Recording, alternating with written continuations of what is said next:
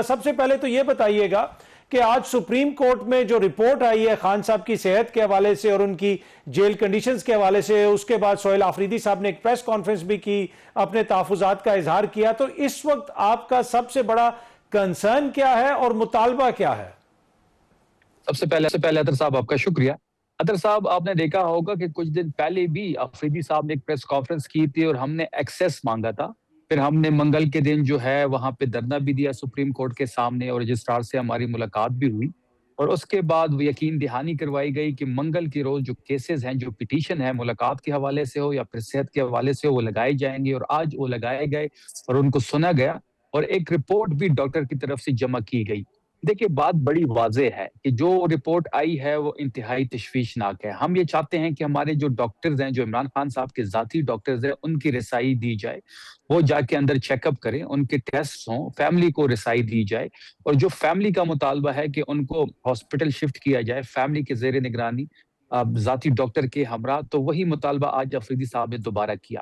اب کل دوبارہ سپریم کورٹ 9 بجے جو ہے یہ کیسز لگائے جائیں گے، 3 رکنی بینچ وہاں اس کو سنے گی، اور تمام ہمارے پارلیمنٹیرینز، ہمارے وکلا وہاں پہ موجود ہوں گے۔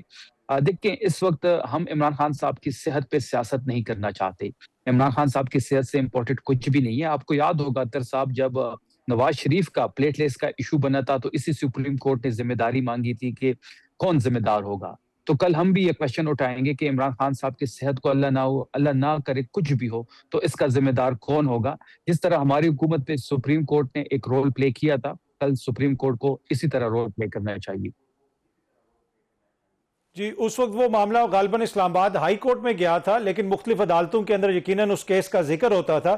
لیکن اگر خان صاحب کی میڈیکل رپورٹ کا ذکر کریں تو ان کے بلڈ پریشر کے حوالے سے جو خبریں آتی رہیں، اب ایک طرح سے اس رپورٹ کے اندر اس چیز کو بھی کنفرم کیا گیا ہے۔ لیکن ایک کوشچن یہ بھی ہے کہ یہ جو میڈیکل بورڈ بنایا گیا جس نے خان صاحب کا ایگزامینیشن کیا، وہ بھی سارے حکومت کی طرف سے انتظامات کیے گئے، تو کیا آپ کو منوان اس میڈیکل رپورٹ کے اوپر کانفیڈنس ہے جو حکومت کی جانب سے، جیل اتھارٹیز کی جانب سے شیئر کی گئی، یا پھر جو آپ ذاتی معالجین کے ایکسیس کا مطالبہ کر رہے ہیں، بنیادی طور پہ آپ لوگ ٹیسٹ وغیرہ اپنی نگرانی میں کروانا چاہتے ہیں؟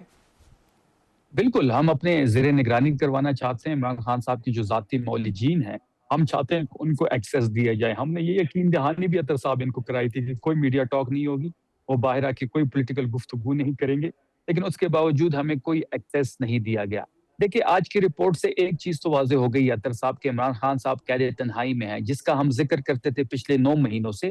آج جب یہ رپورٹ آئی ہے تو اس رپورٹ میں بڑا واضح لکھا گیا ہے کہ عمران خان صاحب کی جو قید تنہائی ہے اس کو ختم کیا جائے، اور ان کی وائف کو ان سے ملنے دیا جائے، ان کی فیملی کو ان سے ملنا دیا جائے۔ جو انزائٹی کا ایشو ہے 3++ جو یہ بتا رہے ہیں، تو ایک بات تو بڑی واضح ہو گئی ہے کہ عمران خان صاحب قید تنہائی میں، جو ریاست کا رویہ ہے، جو اس حکومت کا رویہ ہے، وہ افسوسناک ہے۔ دیکھیں، جب عمران خان صاحب کو اغوا کیا جا رہا تھا اطہر صاحب، تو وہ سپر فٹ تھے، لیکن اگر یہ قید تنہائی میں عمران خان صاحب نہ ہوتے تو نہ آنکھ کا ایشو بنتا، نہ یہ بلڈ پریشر کا ایشو بنتا۔ تو کل سپریم کورٹ کے سامنے یہ تمام تر چیزیں رکھی جائیں گی، اور ہم امید کرتے ہیں اسی سپریم کورٹ سے کہ وہ ایک مثبت رول پلے کرے گی۔ وہ ملک کے سابق وزیر اعظم ہے، وہ ملک کے سب سے پاپولر لیڈر ہے، سب سے بڑے سیاسی جماعت کے لیڈر ہیں، 90% لوگ ان کے پیچھے کھڑے ہیں، وہ سابق پرائم منسٹر ہے، اور جو حالات ان کو سامنا کر رہے ہیں وہ افسوسناک بھی ہے اور تشویشناک بھی ہیں۔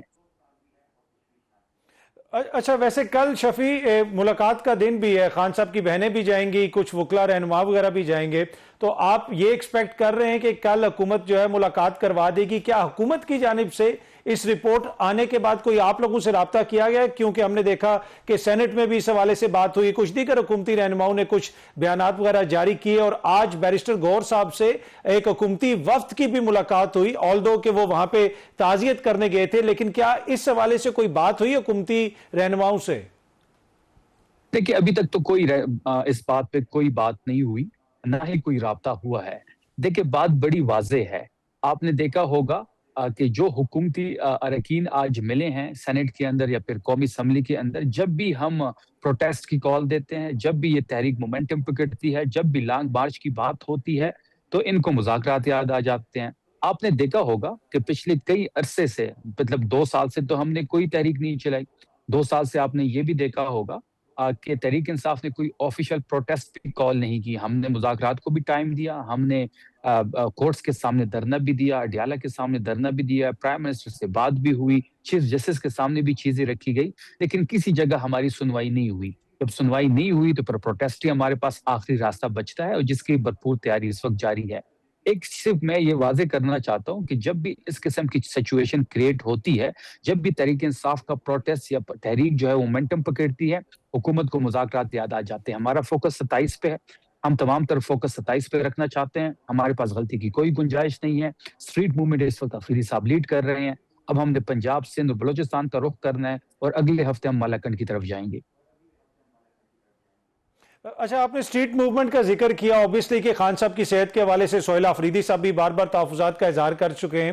اب جب یہ نئی صورتحال سامنے آئی ہے تو جو آپ کے احتجاج کی تاریخ ہے وہ 27 کی حتمی ہے, اور دوسرا یہ سندھ اور پنجاب کب جا رہے ہیں سہیل افریدی صاحب؟ کہ پہلی بات یہ ہے کہ کل سپریم کورٹ کیا ڈیسائیڈ کرتی ہے. ہماری تمام تر نظریں جو ہیں اس پر ہے, ہمارے تمام تر لیڈرشپ وہاں پہ موجود ہوگی. ہم عمران خان صاحب کی صحت پہ سیاست نہیں کرنا چاہتے. ہم سپریم کورٹ سے بھی یہ پلی اختیار کریں گے کہ ایکسیس دیا جائے, بہنوں کو ایکسیس دیا جائے, ڈاکٹرز کو, اور عمران خان صاحب کو شفٹ کیا جائے ہاسپٹل میں ذاتی ڈاکٹر کے ہمراہ, بہنوں کے زیر نگرانی. ہم یہ پلی کل اختیار کریں گے. اب سپریم کورٹ کیا رول پلے کرتی ہے, کیا ڈیسائیڈ کرتی ہے, اس کے بعد ہی چیزیں واضح ہوں گی. جہاں تک پنجاب, سندھ اور بلوچستان جانے کی بات ہے تو انشاءاللہ سپٹمبر کے سٹارٹ میں ہم پنجاب اور سندھ جائیں گے, اور اس کے بعد ہم نے بلوچستان کا رخ کرنا ہے. اس وقت ہم خیبر پختونخوا میں میس موبلائزیشن کر رہے ہیں. یکم سپٹمبر سے یونیورسٹیاں کھلے گی تو ہم مزید نوجوانوں کو موبلائز کریں گے. کل ہم بدو میں موجود تھے, اس سے پہلے خیبر کے مناظر آپ کے سامنے تھے. جہاں افریدی صاحب کی گاڑی موو کرتی ہیں, ہزاروں لوگ اس گاڑی کے ارد گرد جمع ہو جاتے ہیں. انشاءاللہ 27 سپٹمبر کی صبح 20 لاکھ لوگوں کے ساتھ ہم آغاز کریں گے. اچھا شفیع, نئے صوبوں کے حوالے سے آپ کی حکومت سے کوئی رابطہ تو نہیں ہوا؟ اس لیے کہ وفاق میں اب لگتا ہے کہ تھوڑی سی ٹینشن بھی ہے صوبوں کے حوالے سے. آج پیپلز پارٹی کی طرف سے کہا گیا کہ سندھ کے اندر نیا صوبہ بنانا کوئی اتنا آسان نہیں ہوگا, ان کے تحفظات بالکل سامنے. تو آپ لوگوں کی کیا پوزیشن ہے؟ اور کچھ اس طرح کی خبریں بھی ہیں کہ اگر پی ٹی آئی حمایت کرے گی وفاق کے اندر تو تب ہی اگلے یہ جو نئے صوبوں والا مسئلہ یہ حل ہو سکے گا. تو آپ کیا کدھر سٹینڈ کرتے ہیں اس وقت؟ دیکھیں, پہلی بات یہ ہے اس صوبوں کے حوالے سے کہ ایک پازیٹیو سوچ تحریک انصاف کے اندر پائی جاتی ہے, اور عمران خان صاحب بھی اس بات کے حامی تھے. وہ ہر ڈویژن کو ایک ایڈمنسٹریٹو یونٹ بنانا چاہتے تھے. لیکن ہم یہ سمجھتے ہیں, اور یہ سوچ تحریک انصاف کی لیڈرشپ کے درمیان پائی جاتی ہے, کہ موجودہ جو اسمبلی ہے وہ لیجیٹیمیٹ ہی نہیں ہے.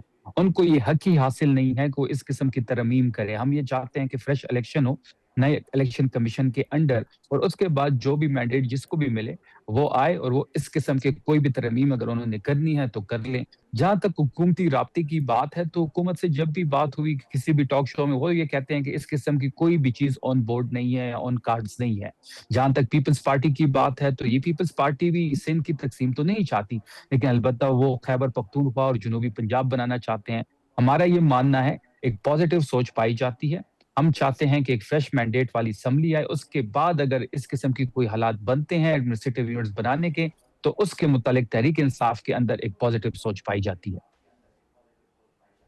ٹھیک ہے. اچھا, اس دن سہیل افریدی صاحب نے میڈیا سے بات کرتے ہوئے بھی اس کا گلہ شکوہ کیا کہ وفاق کی جانب سے کوئی پیسے کاٹنے کی بات ہو رہی ہے. آپ کے جو مشیر خزانہ ہیں مزمل اسلم صاحب, انہوں نے بھی اس دن ایک لمبا سا ٹویٹ کیا ہوا تھا کہ وفاق ہمارے ساتھ زیادتی کر رہا ہے, پیسے جو ہے ہمیں دیے نہیں جا رہے, پنجاب کو پیسے دیے جا رہے ہیں. تو کیا آپ کے بجٹ میں سے یا آپ کے فنڈز میں سے وفاق نے آپ کی مرضی کے بغیر کوئی پیسہ کاٹا ہے؟ اور اگر کاٹا ہے تو اس کے اوپر خیبر پختونخوا کی حکومت کا کیا موقف ہے؟ دیکھیں, پہلی بات اطہر صاحب کہ ہمارا جو سٹانس تھا ڈے ون سے کہ ہم کسی قسم کی کٹوتی کو برداشت نہیں کریں گے, نہ ہی ہم نے ان کے ساتھ ایگری کیا تھا. ہم یہ چاہتے تھے کہ یہ بہت بڑا فیصلہ ہے, یہ عمران خان صاحب سے ملنے کے علاوہ پاسبل نہیں ہے. ملاقات نہیں ہوئی تو ہم نے اس کو اس کے ساتھ مشروط کیا تھا. کچھ ہمارے ہی لوگ پروپیگنڈا کر رہے تھے کہ افریدی صاحب ان کے ساتھ مان گئے ہیں, کیا اب وہ معافی مانگیں گے؟ پہلی بات یہ ہے کہ جو ہمارا سٹانس تھا وہ صحیح ثابت ہوا. اب 6.4 ارب کی جو قسط ہمیں ملنی تھی, اس پہ وفاق نے اے جی پی آر کو ایک لیٹر لکھا ہے کہ جی صوبوں نے پیسے دینے, لہٰذا یہ کٹوتی کی جائے. یہ غیر آئینی, غیر قانونی ہے. اطہر صاحب, پہلے صوبوں کو پیسے ٹرانسفر ہوتے ہیں, پھر اگر کسی صوبے نے فیڈرل حکومت کے ساتھ کسی بھی بد میں کمٹمنٹ کی ہے تو وہ صوبہ پیسے اس کو واپس کر دیتا ہے. خیبر پختونخوا نے ایسی کوئی کمٹمنٹ بھی نہیں تھی، نہ ہم یہ برداشت کریں گے اور نہ ہم کٹوتی مانتے ہیں۔ تو انہوں نے ایک لیٹر لکھا ہے کہ آپ ٹرانسفر کیے بغیر ہی یہ کٹوتی کر لیں، جو کہ غیر آئینی ہے اور غیر قانونی ہے۔ اگر ایسی کوئی صورتحال بنتی ہے تو ہم اس کو چیلنج بھی کریں گے ہائی فورم پہ، اور ہم کسی قسم کی کٹوتی کو برداشت نہیں کریں گے۔